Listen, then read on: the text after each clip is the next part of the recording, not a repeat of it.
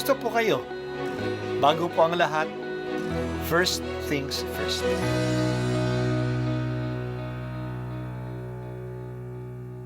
Good morning po. Sinisimulan po natin ngayon ang first things first. At dito po, tinatalakay natin sa unang bahagi ng umaga natin ay ang first readings na binabasa po sa banal na misa. Ito pong tinatalakay natin kasi madalas po kasi marami na tayong alam tungkol sa gospel readings. Pero konti po ang nagsasalita sa first readings. Pero ang first readings, bahagi din po yan ng Biblia, ng banal na kasulatan. Kaya susubaybayan po natin ang mga first readings, basahin po natin at kuminsan kailangan ng basahin ng 2 o 3 beses bago maintindihan kasi hindi po tayo familiar sa mga istorya at sa mga kaisipan na tinatalakay dito. Ang pagbasa mula sa mga gawa ng mga apostol. Noong mga araw na iyon, pinagpala ng Diyos si Esteban at pinuspos ng kapangyarihan. Anupat gumawa siya ng maraming himala at kababalaghan sa harap ng madla. Nakipagtalo sa kanya ang ilang kasapi sa sinagoga ng mga pinalaya na binubuo ng mga Hudyong taga-Sirene, taga-Alejandria, taga-Cilicia at taga-Asya. Ngunit wala silang magawa sa karunungan ni Esteban na kaloob ng Espiritu. Nang marinig ito ng mga bumubuo ng Sanhedrin, sila'y nagngalit dahil sa matinding galit kay Esteban. Ngunit si Esteban na puspos ng Espiritu Santo ay tumingin sa langit at nakita ang maningning na liwanag sa paligid ng Diyos at si Jesus na nasa kanyang kanan. Bukas ang kalangitan, sabi niya, at nakikita ko ang anak ng tao na nasa kanan ng Diyos. Tinakpan nila ang kanilang tainga at nagsigawan. Pagkatapos, sabay-sabay silang dumaluhong sa kanya. Kinaladkad nila si Esteban hanggang sa labas ng lungsod upang batuhin. Hinubad ng mga saksi ang kanilang mga kasuotan at iniwan sa isang binatang nagngangalang Saulo. At pinagbabato nila si Esteban na nananalangin naman ng ganito, Panginoong Hesus, tanggapin mo ang aking espiritu. Ang salita ng Diyos. Salamat sa Diyos. Napakadakila ng kapistahan ng Pasko ng pagsilang ng Panginoong Hesus. Ito ang ikalawang dakilang kapistahan sa simbahan. Ang una ay ang muling pagkabuhay ng Panginoong Hesus. Hindi sapat na isang araw lang ipagdiwang ang Pasko ng pagsilang. Kaya sa simbahan, ipinagdiriwang natin ito ng 8 araw na tinatawag nating Christmas Octave. Magtatapos ang Christmas Octave sa January 1. Sa bawat araw ng Christmas Octave, tinitingnan natin ang ilang aspeto ng Pasko. Ngayong araw, unang araw ng Pasko, ng Christmas Octave, ay ating inaalaala ang pagkamatay ng unang martir sa simbahan.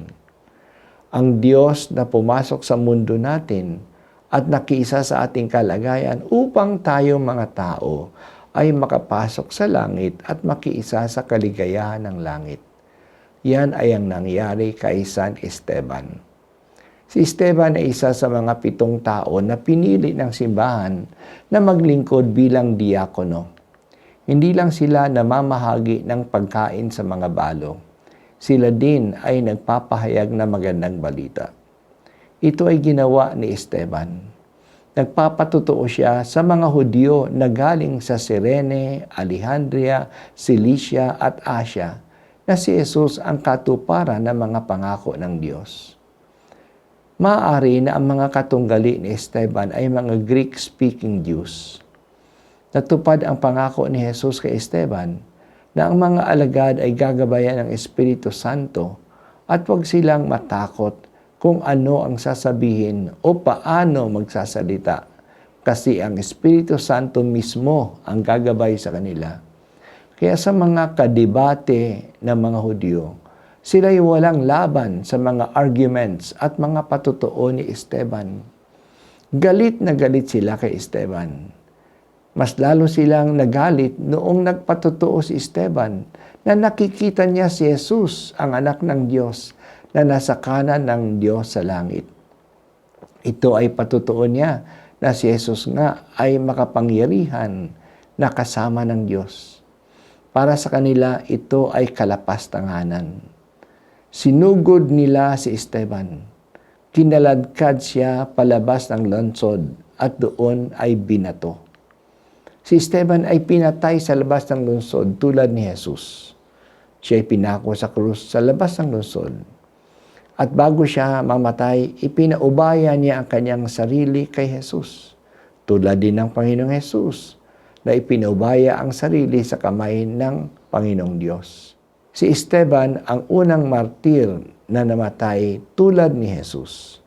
At siya ay pinatay sa kanyang pagpapatotoo kay Jesus. Ang kamatayan ni Esteban ay sinang-ayunan ni Pablo. Siya noon ay kilalang Saulo, ang binata na nagbantay sa mga damit ng mga taong bumabato sa unang martir. Masaya ang pagdiriwang natin ng Pasko na nawawala sa ating kamalayan ang lagim ng kamatayan. Pero nandyan yung kamatayan na umaabang kahit na sa bagong sanggol na isinilang. Ipinapatay ni Herodes ang mga sanggol sa Bethlehem sa hangad niyang ipapatay ang hari ng mga Hudyo. Pero nawala na ang kapangyarihan ng kamatayan kasi dumating na si Jesus, ang buhay at ang liwanag ng mundo. Hindi natakot si Esteban sa kamatayan kasi dahil andyan na si Jesus, ang kamatayan ay ang daan ngayon papunta sa kamay ng Diyos. Ang kamatayan ay hindi na ang katapusan. Ito ay isang paraan upang mapasa Diyos tayo. Nawala na ang lagim at kamandag ng kamatayan kasi nasa atin na ang buhay. Si Jesus na siya ang buhay ng mundo. O Diyos Ama, si Esteban ay isinilang sa langit kasi si Jesus na yung anak ay isinilang sa aming mundo. Bigyan mo kami ng katatagan ni Esteban at ipahayag na si Jesus sa pagsasabuhay namin ng kanyang mga aral.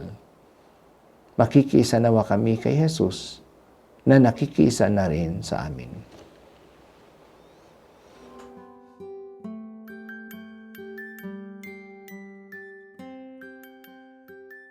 At ako po ay si Bishop Broderick Pabilio dito sa First Things First.